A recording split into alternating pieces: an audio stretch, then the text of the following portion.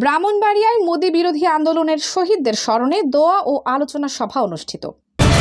Voice of Brahmanbaria 24 সংবাদে সারাক্ষণ। ব্রাহ্মণবাড়িয়ায় 2021 সালের মোদি বিরোধী আন্দোলন ও 1971 সালের মহান স্বাধীনতা যুদ্ধে শহীদদের স্মরণে দোয়া ও আলোচনা সভা অনুষ্ঠিত হয়েছে। গতকাল বৃহস্পতিবার বিকেলে শহরের দারুল আরকাম মাদ্রাসায় জেলা হেফাজতে ইসলামের উদ্যোগে এই কর্মসূচির আয়োজন করা হয়।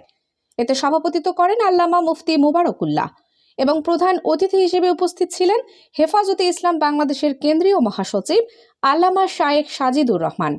এ সময় আল্লামা সাজিদুর রহমান বলেন, 2013, 2016, 2021 ও 2024 সালের শহীদদের রক্তের বিনিময়ে ফ্যাসিবাদ মুক্ত একটি নতুন বাংলাদেশের সূচনা হয়েছে।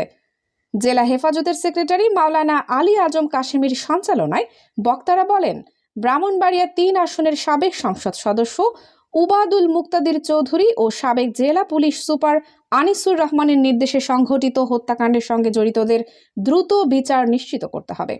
সভা শেষে শহীদদের রুহের মাগফিরাত কামনায় বিশেষ দোয়া অনুষ্ঠিত হয়।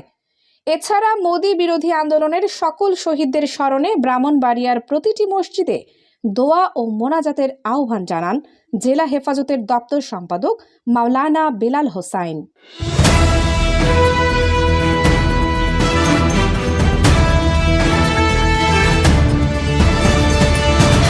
ভয়েস অব ব্রাহ্মণবাড়িয়া 24 সংবাদে সারাক্ষণ।